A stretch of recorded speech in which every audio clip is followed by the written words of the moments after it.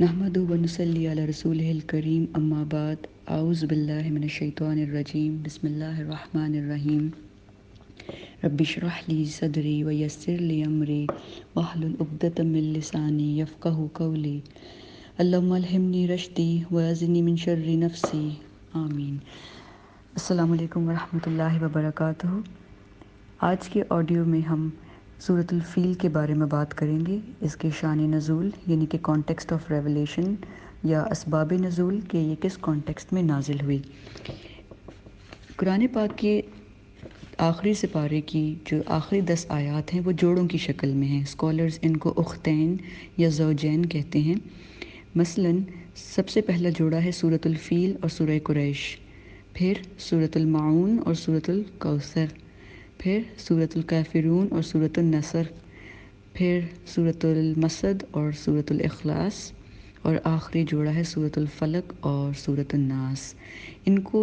जोड़ों की शक्ल इसलिए दी गई है क्योंकि इनका कॉन्टेक्स्ट ऑफ रेवलेशन सिमिलर है, मिलता जुलता है आपस में। तो इसी वजह से अगर हम एक सूरत के बैकग्राउंड को अंडरस्टैंड कर लेते हैं अच्छी तरह से तो हमें दूसरी सूरत को समझने में आसानी होती है। तो सूरतुल फ़ील का जो जोड़ा है सूरतुल कुरैश वो आपस में इंटर रिलेटेड हैं। वो अब हम इंशाल्लाह आपस डिस्कस करते हैं कि ये किस तरह आपस में लिंक्ड हैं। सबसे पहले हम जाएंगे इसके रेवलेशन के लिए, कॉन्टेक्स्ट समझने के लिए हज़रत इब्राहीम अलैहिस्सलाम की लेगेसी को अंडरस्टैंड करने के लिए। हज़रत इब्राहीम अल्लाह ताला के जलीलुल क़द्र नबी हैं, पैगंबर हैं, जो हम जानते हैं।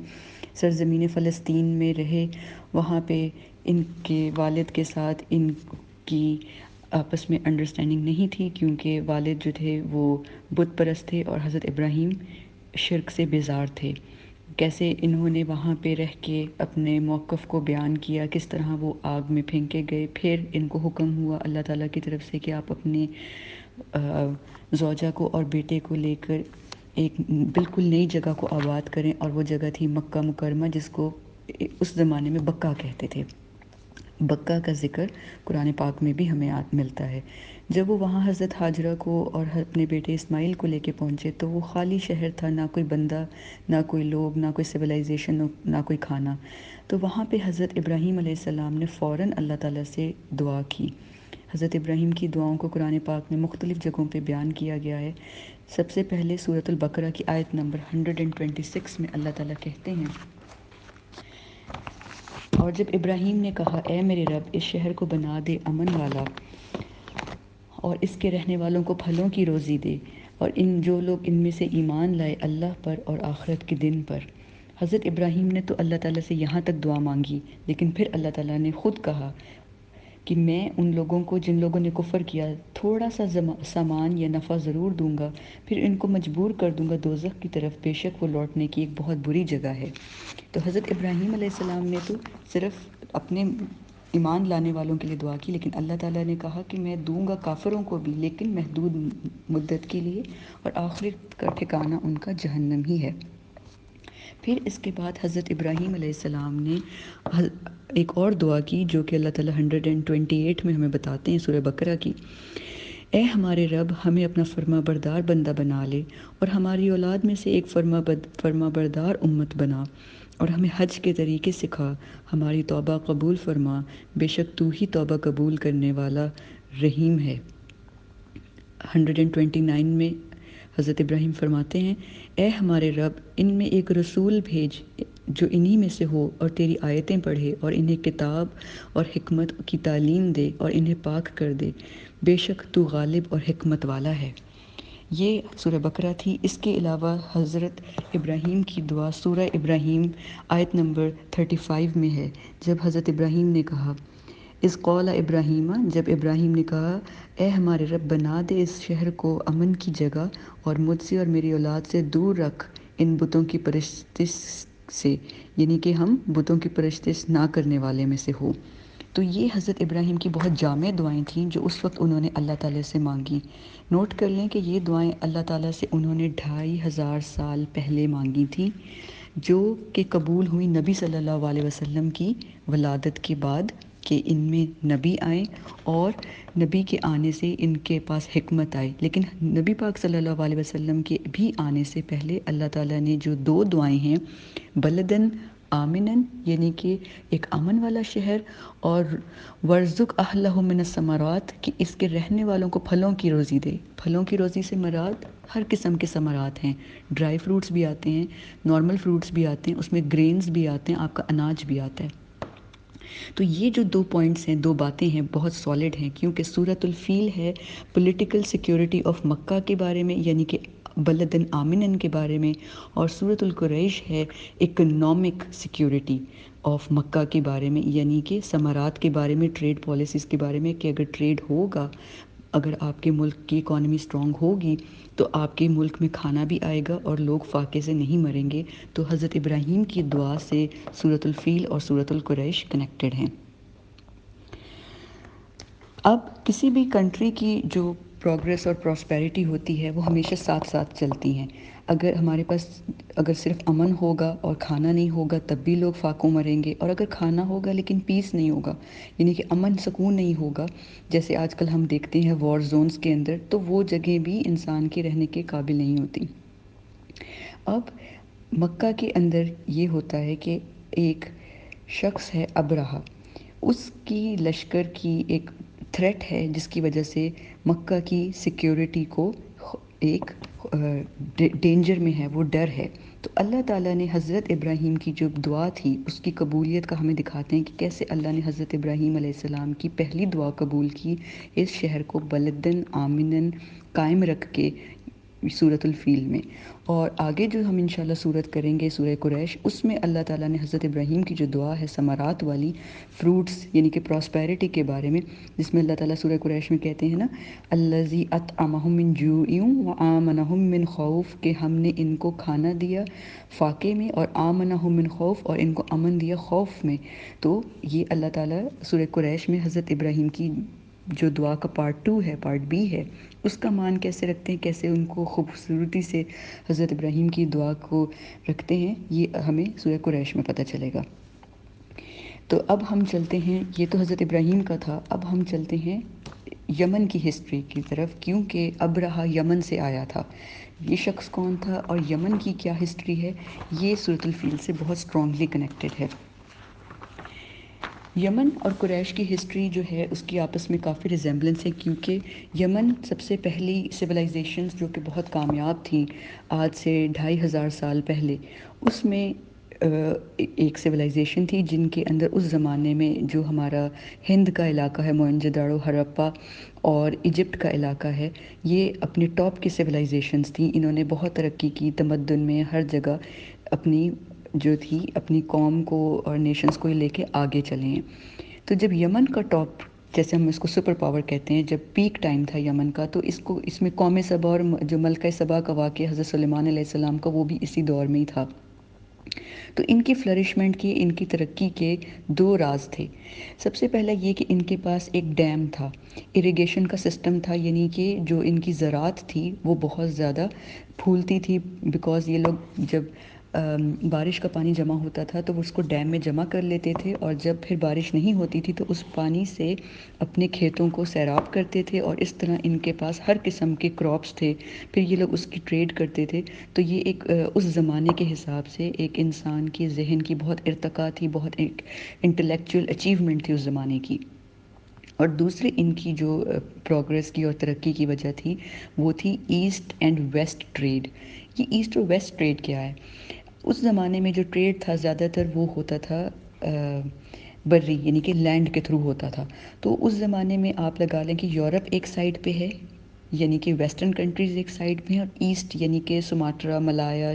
چائنا، ہند، یعنی کہ جو انڈیا اس جگہ کا جو علاقہ ہے وہ ایک جگہ پہ ہے۔ تو جو ایسٹ ہے وہ سارے یہ والے علاقے ہیں، چائنا، ہند، سماٹرا، ملایا وغیرہ، اور جو یورپ ہے جو جہاں پہ رومنز ہیں، اور وہ والی جگہ ہے، بیکاز یورپ کو اس وقت رومنز کہتے تھے، تو وہ والی جگہ جو آگے ٹریڈ کرتے تھے، وہ ایک کامن جو کنٹری تھی جہاں پہ یہ لوگ اپنے گڈز کو آف لوڈ کرتے تھے اور ٹریڈ ایکسچینج کرتے تھے، وہ جگہ تھی یمن۔ اس کی وجہ سے یہ تھا بیکاز یہاں پہ بہت سارے ڈفرینٹ کلچر کے لوگ آتے تھے، آنا جانا، اس کی وجہ سے یمن بہت فلرش کر رہا تھا۔ بحری اور بری تجارت دونوں میں ان لوگوں کو عروج تھا۔ اس زمانے میں عرب کی آبادی بہت محدود تھی، اور عرب تقریباً فاقوں میں رہتے تھے، بہت برے حالوں میں۔ لیکن پھر ہر قوم کا جیسے ہر ایک عروج کا ایک زوال ہے، تو ایک عذاب آیا یمن پہ، ان کا ڈیم جو تھا اس میں شگاف آیا، اور یہ جب سیلاب آیا ہے تو ان کی ساری اریگیشن سسٹم سب ختم ہو گیا۔ یمنیز نے اتنا سفر کیا کہ ان لوگوں کو وہ جگہ چھوڑ کے مختلف علاقوں میں ہجرت کرنا پڑی۔ یہ واقعہ ہے اراؤنڈ 451 اے ڈی، یعنی کہ حضرت عیسیٰ آ کر جا چکے تھے اس کے بعد کی یہ بات ہے۔ تو اراؤنڈ 450 کے اندر جو ہے یہ ڈیم بریک ہوتا ہے، اور یہ لوگ جو ہیں پھر سکیٹر ہو جاتے ہیں، منتشر ہو جاتے ہیں مختلف جگہوں پہ۔ اوس اور خزرج کے جو قبیلے ہیں وہ یمن سے ہی آئے تھے، اور یہ آ کے پھر مدینہ میں سیٹل ہوئے، اور یہ واقعہ 450 میں ہوتا ہے، جبکہ نبی صلی اللہ علیہ وسلم جو ہیں وہ بورن ہوتے ہیں 571 اے ڈی میں، رفلی 130 ایئرز کا گیپ ہے ان لوگوں کے درمیان اس واقعے کے۔ تو یہ یمن کی ہسٹری تھی۔ اب ہم چلتے ہیں قریش کی طرف۔ جب یہ سب کچھ ہو رہا تھا تو قریش مکہ کون تھے؟ حضرت ابراہیم علیہ السلام جب اپنے بیٹے اسماعیل کے ساتھ آ کے رکے ہیں حجاز کے علاقے میں، تو حضرت اسماعیل کی اولاد بھی وہاں پہ سکیٹر ہو گئے حجاز کے علاقے میں۔ تو 400 عیسوی صدی کے اندر، یعنی کہ 400 اے ڈی میں قصی نام کے ایک شخص پیدا ہوئے، اور یہ جو شخص تھے قصی، انہوں نے 450 اے ڈی میں سردار بننے کے بعد سوچا کہ میں تمام بنی اسماعیل کو اکٹھا کروں، تو انہوں نے اعلان کیا کہ تمام بنی اسماعیل حرم کے پاس آ کر اکٹھے ہو جائیں۔ قصی کو المجمع بھی کہتے ہیں، یعنی جمع کرنے والا۔ یہ ایک بہت معتبر انسان تھے، اور ان کے 3 بیٹے تھے۔ ان 3 بیٹوں میں جو ایک بیٹے تھے ان کا نام عبد المناف تھا، اور عبد المناف بھی اپنے والد کی طرح بہت معتبر اور رسپیکٹڈ تھے۔ عبد المناف کے 4 بیٹے تھے، ہاشم، مطلب، عبد الشمس اور نوفل۔ ان سب بھائیوں میں ہاشم سب سے زیادہ انٹیلیجنٹ تھے، یہ تقریباً 464 اے ڈی میں بورن ہوتے ہیں۔ جب ہاشم بڑے اپنی بلوغت کو پہنچتے ہیں تو یہ بہت انٹیلیجنٹ تھے۔ انہوں نے ریئلائز کیا کہ اب اگر ہمارے پاس کوئی ٹریڈ نہیں ہے، کچھ نہیں ہے، تو ہمارے لوگ فاقوں مر جائیں گے۔ تو انہوں نے اپنے تینوں بھائیوں مطلب، عبد الشمس اور نوفل کو اکٹھا کیا، اور یہ پلان کیا کہ ہم لوگ مختلف کنٹریز میں جائیں گے، اپنے نیبرنگ کنٹریز میں جائیں گے، اور ان کے ساتھ جا کے ٹریڈ ایگریمنٹس کریں گے، تاکہ جو ایک ویکیوم ہے، ایک خلا پیدا ہو گیا ہے سرزمین عرب میں کہ کوئی کھانا پینا نہیں ہے، لوگ بھوک سے مر رہے ہیں، تو ٹریڈ کو بڑھایا جائے۔ انہوں نے عبد الشمس کو ابسینیا یعنی کہ حبشہ بھیجا، مطلب کو یمن بھیجا، اور نوفل کو عراق اور ایران یعنی پرشیا کا جو ایریا ہے وہاں پہ بھیجا۔ تو اس سے یہ ہوا کہ ان لوگوں کی، عرب کی جو قریش کے لوگ تھے، ان لوگوں کی ایک اچھی سوشیو اکنامیکل ریپوٹیشن بن گئی، لوگ ان کی عزت کرنے لگے، اور ان بھائیوں کو کہنے لگے اصحاب ایلاف، جن کے اوپر سورہ قریش ہے نا، لی ایلاف قریش، تو اصحاب ایلاف کہتے تھے ان چاروں بھائیوں کو، کیونکہ یہ ٹریڈ ایگریمنٹس کرنے جاتے تھے، اور ان کو المتجرین بھی کہتے تھے تجارت سے، کہ یہ ٹریڈرز تھے۔ تو ان لوگوں نے اس طرح سے سب کو اکٹھا کیا، بنی اسماعیل کو، پھر ٹریڈ لنکس بنائے، اور اس طرح عرب کے اندر ایک تھوڑی سی چینج آنے لگی، وہ لوگ تھوڑے سے اکنامکلی اسٹرانگ ہونے لگے۔ اب ہم ہاشم جو عبد المناف کے بڑے بیٹے ہیں، ہاشم کے شجرہ نسب پہ چلتے ہیں، کیونکہ ہاشم کے بیٹے ہیں حضرت عبد المطلب، جو 497 اے ڈی میں پیدا ہوتے ہیں۔ اس کے بعد ان کے بیٹے حضرت عبداللہ 445 اے ڈی میں برتھ ہوتی ہے، اور عبداللہ کے واحد بیٹے حضرت محمد صلی اللہ علیہ وآلہ وسلم ہیں، جو 571 اے ڈی میں ان کی برتھ ہوتی ہے۔ تو ان کا شجرہ نسب حضور صلی اللہ علیہ وسلم کے ساتھ منسلک ہے۔ یہ قریش کی ہسٹری ہے۔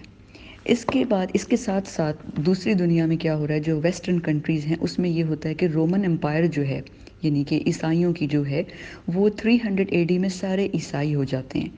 یورپ کے اندر کرسچینٹی اپنے عروج پہ پہنچتی ہے۔ یورپ کے کنٹریز کے علاوہ یہ جو کرسچینٹی ہے یہ آتی ہے سیریا میں، شام میں، ٹرکی میں، ایجپٹ میں۔ حبشہ کا جو نجاشی، ابسینیا کا جو رولر تھا نجاشی، وہ لوگ بھی سب عیسائی تھے، کیونکہ یہ سارا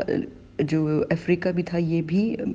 بہت مرعوب تھے، بہت امپریسڈ تھے یورپ سے، کیونکہ ان لوگوں کے پاس نئی نئی ترقی آئی تھی، یہ لوگ بھی اسٹرانگ سپر پاورز بن رہے تھے، تو وہاں سے کرسچینٹی کی وجہ سے وہ لوگ بہت امپریس ہو رہے تھے. اسی لیے جو یمن کی ہسٹری ہے وہ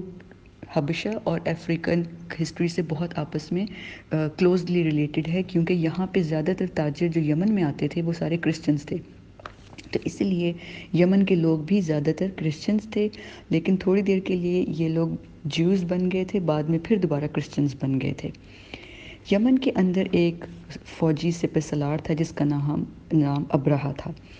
یمن کے اندر جب قحط آیا ہے اور جب لوگ برے حال آئے ہیں، جب بند ان کا ٹوٹا ہے، تو اس کے بعد جب بہت برے اکنامک سٹیٹس ہو گئے، اور اس کے بعد ایک شخص اٹھا ہے جس کو ہم کہتے ہیں کہ ایک آرمی کا رولر، اس نے ابرہہ نے یہ سوچا کہ یمن کو واپس اس کے جو ٹریڈ لنکس ہیں وہ ملیں، تاکہ لوگ یمن کی طرف واپس آئیں اور ان کو ان کا عروج واپس ملے.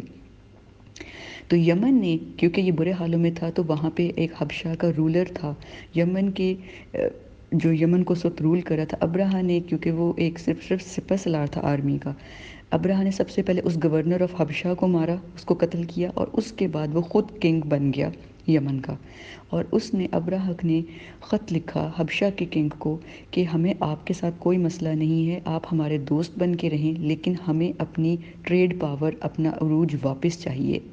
عرب سے، کیونکہ عربوں کے پاس اب ٹریڈ زیادہ آ رہا تھا، ساری کنٹریز والے اب ان کے پاس آنے لگ گئے تھے. تو یہ بات ابرہہ کو بہت تکلیف دے رہی تھی. تو ابرہہ نے سوچا کہ کیوں نہ میں ایک ایسا، کیونکہ اس وقت لوگ حج کرنے بھی جا رہے تھے خانہ کعبہ کے اندر، جو ان کا اس زمانے کا اہل دور جاہلیت کا حج تھا. تو ابرہہ نے سوچا کہ کیوں نہ میں ایک بہت بڑا چرچ، جس کو ہم کیتھیڈرل کہتے ہیں یا کلیس کہتے ہیں انگلش میں، کلیسا بناؤں، تو یمن کے کیپٹل سنا میں، تاکہ لوگ یہاں پہ آئیں، یعنی کہ ایک چرچ کی جو گیدرنگ ہوتی ہے جس کو میس کہتے ہیں، اور ہم لوگ خانہ کعبہ کا حج کرتے ہیں، تو وہ کچھ اس طرح کا سملر کانگریگیشن، ایک جماعت جمع کرنا چاہتا تھا لوگوں کی، کہ جو لوگ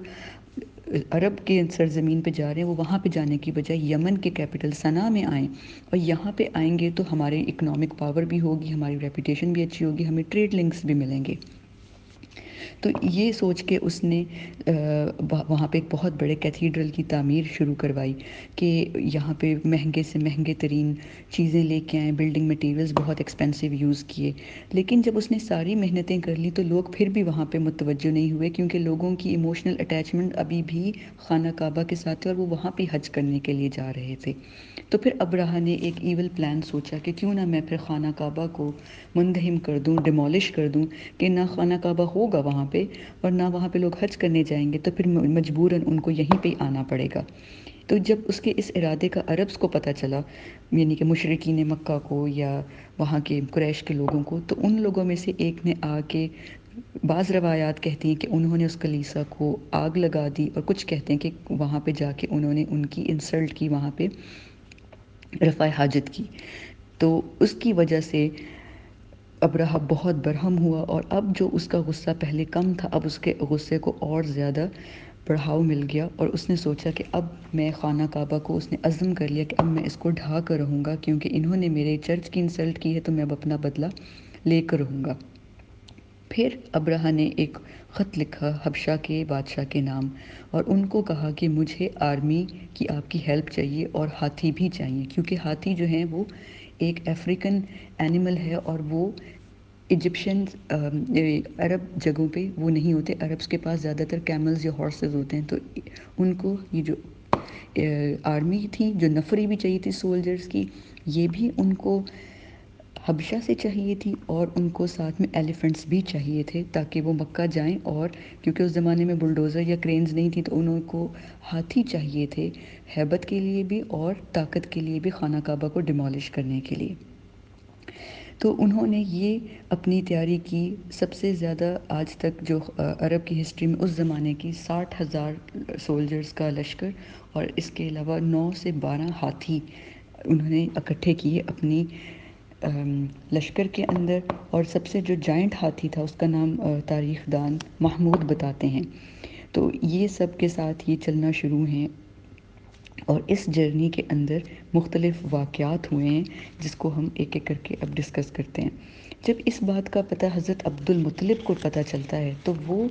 اپنے 200 اونٹ لے کر اور تہامہ کی جو لینڈ ہیں یعنی کہ تہامہ کی زمین کا سودا کرنے کے لیے لشکر کے پاس جاتے ہیں، نیگوشیشن کرنے کے لیے جاتے ہیں، لیکن جو ابرہہ ہے وہ اپنے لشکر کے ساتھ اتنا بضد ہے کہ وہ ان کو واپس کر دیتا ہے کہ اپنے اونٹ واپس لے جاؤ، ہم اس کو ڈھا کر رہیں گے۔ حضرت عبد المطلب اس وقت اللہ تعالیٰ سے ایک دعا کرتے ہیں ایک نظم کی شکل میں عربی میں، جس کے معنی یہ بنتے ہیں کہ اللہ تعالیٰ یہ شخص ابرہہ جو ہے اس کا انٹینشن یہ ہے کہ وہ ہمارے گھر بیت الحرام کو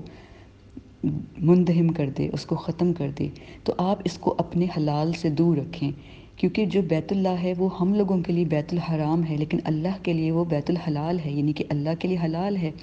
تو اللہ تعالیٰ سے انہوں نے اس طرح کہا کہ آپ اپنے بیت الحلال کو ان سے بچا لیں، آپ اپنے لوگوں کو، یعنی کہ وہ قریش مکہ اپنے آپ کو اللہ کے لوگ کہتے تھے نا، آپ اپنے لوگوں کی مدد کریں، ان صلیبیوں یعنی کہ ان کرسچنز کے اگینسٹ ہماری مدد کریں۔ اللہ تعالیٰ ہم آپ کو تو فورس نہیں کر سکتے ہیں، لیکن ہم یہ نہیں چاہتے کہ یہ لوگ اپنے جو ان کے پلانز ہیں ان کا سب ان کو پھل ملے اور ان کا جو پلان ہے ایول پلان ہے وہ کامیاب ہو، تو اپنے گھر کی خود حفاظت کر اور ہماری حفاظت کر جو تیرے گھر کے متولی ہیں۔ یہ دعا حضرت عبد المطلب نے کی اور اس کے بعد انہوں نے اپنے شہر مکہ والوں کو کہا کہ یہ جگہ ایویکویٹ کر دیں بیکاز ایک ایمرجنسی ڈکلیئر ہو گئی، تو یہ سب لوگ مکہ کی پہاڑیوں پہ چلے گئے جگہ خالی چھوڑ کر۔ اس کے بعد ایک اور امپورٹنٹ چیز ہے کہ جو تہامہ ہے وہ ایک بیرن ایریا ہے، اس ایریا کے اندر پائرٹس رہتے تھے، یعنی کہ جو ڈیزرٹ کے پائرٹس ہوتے ہیں وہ وہاں پہ آنے والے قافلے جو تجارتی قافلے ہوتے تھے ان کو لوٹتے تھے، لیکن وہ قریش کے کارواں کو جو ہے نا نہیں لوٹتے تھے، کیونکہ وہاں کا یہ تھا اصول کہ جتنے بھی قبائل تھے بڑے یا چھوٹے ان سب کے جو بت تھے وہ خانہ کعبہ کے اندر رکھے گئے ہوئے تھے، تو تہامہ کے جو بت تھے وہ بھی خانہ کعبہ کے اندر رکھے ہوئے تھے، تو وہ کیونکہ کیئر ٹیکرز تھے، متولی تھے خانہ کعبہ کے قریش کے لوگ، تو اس طرح سے قریش کی بھی ایک ہڈن منوپلی تھی، جیسے انہوں نے آئیڈلز کو اپنا ایک ہاسٹیج بنایا ہوا تھا اور ایک بلیک میلنگ سی تھی کہ اگر ہمارا کاروان کو لوٹو گے تو ہم تمہارے بت کو نکال کے باہر پھینک دیں گے۔ تو اس وجہ سے جو تہامہ کے اندر رہنے والے لٹیرے تھے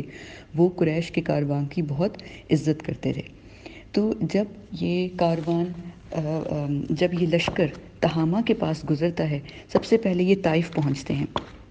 طائف کے ایریا میں جب یہ لوگ پہنچتے ہیں آرمی لے کر، تو وہاں کے قبیلہ ثقیف کے لوگوں نے ابرہہ کا ساتھ دیا، کیونکہ جو قبیلہ ثقیف ہے طائف کا، ان لوگوں کا جو بت تھا جس کو یہ پوجتے تھے اس کا نام ہے لات، وہ لات کا جو بت تھا وہ طائف کے اندر تھا، ان کا بت خانہ کعبہ میں نہیں تھا، تو ان کو کوئی فرق نہیں پڑتا تھا کہ وہ خانہ کعبہ کو گرائیں یا نہیں، تو انہوں نے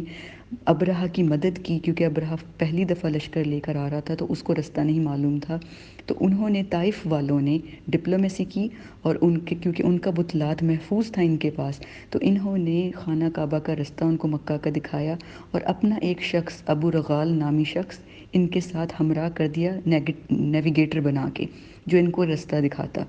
تو ابو رغال جو غدار جس کو کہتے ہیں عرب ابھی تک، اس کو انہوں نے ان کے ہمراہ کر دیا، اس نے رستہ دکھایا اور اس کے بعد واپس آتے ہوئے ابو رغال کی ڈیتھ ہو جاتی ہے، اس کو جب دفنایا گیا تو اس کے بعد کافی دیر تک مشرکین مکہ جو ہیں خود بھی وہ اس کو غدار کہتے تھے، تو وہ اس کی قبر پہ جا کے تھوکتے تھے اور اس کو پتھراؤ کرتے تھے کہ یہ غدار ہے، اس نے ابرہہ کو رستہ دکھایا تھا۔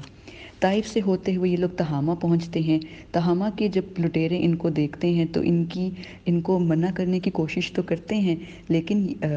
لشکر باز نہیں آتا۔ اس کے علاوہ اور بھی قبائل ایسے تھے جنہوں نے ابرہہ کا رستہ روکنے کی کوشش کی، لیکن 60,000 کی آرمی اور جو ایلیفنٹس کا، ہاتھیوں کا بڑا ہجوم دیکھ کے، کیونکہ فرسٹ ٹائم دیکھے تھے عربز نے تو وہ بہت ڈر گئے کہ یہ کس قسم کی مخلوق ہے، انہوں نے آج تک کبھی ہاتھی نہیں دیکھا تھا، تو وہ دہشت کے ساتھ پھر پیچھے ہٹتے گئے۔ طائف سے ہوتے ہوئے تہامہ سے ہوتے ہوئے یہ جو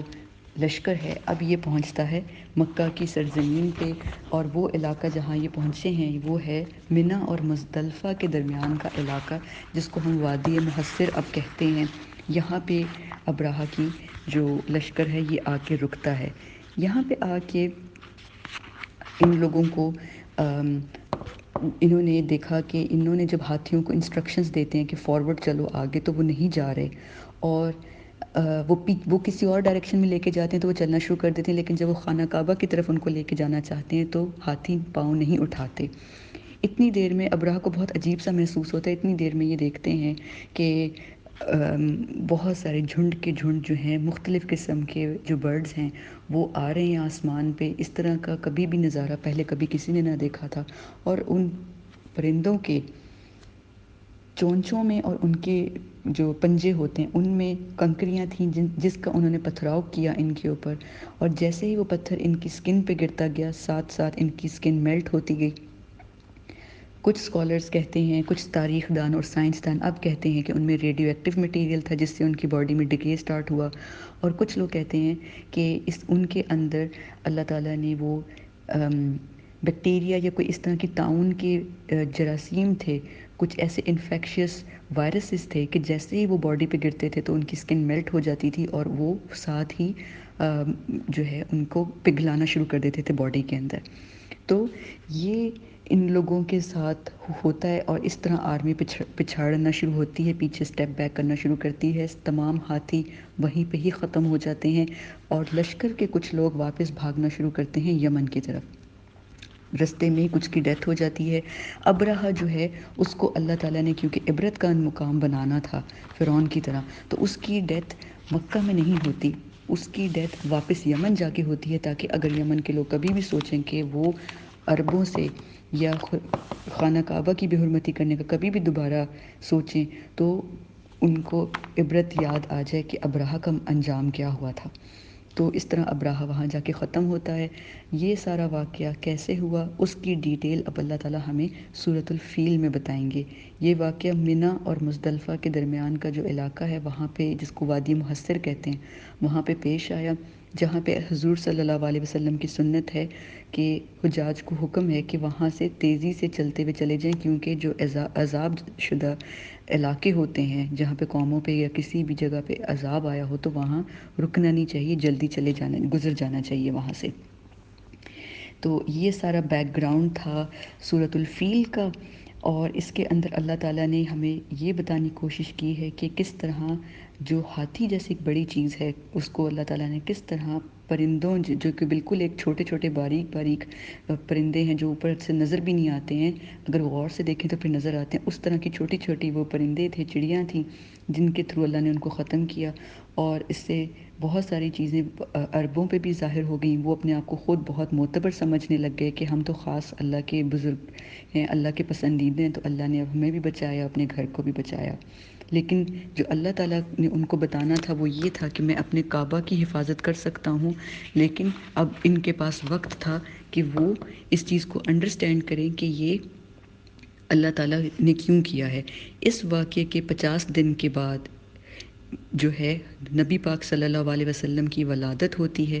اس سال میں عرب لوگوں کو کچھ نہیں یاد، کیونکہ عرب کے پاس اس وقت کوئی کیلنڈر نہیں تھا، اس لیے اس سال کو عام الفیل، فیل عربی میں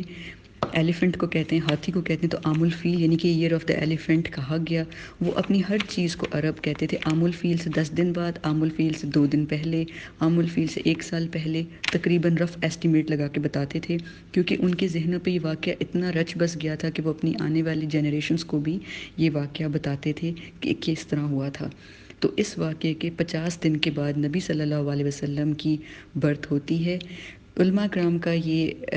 ایسٹیمیٹ ہے کہ یہ واقعہ محرم میں پیش آتا ہے، اور اس کے 50 دن کے بعد یعنی کہ 9 ربیع الاول کو نبی صلی اللہ علیہ وسلم کی ولادت ہوتی ہے۔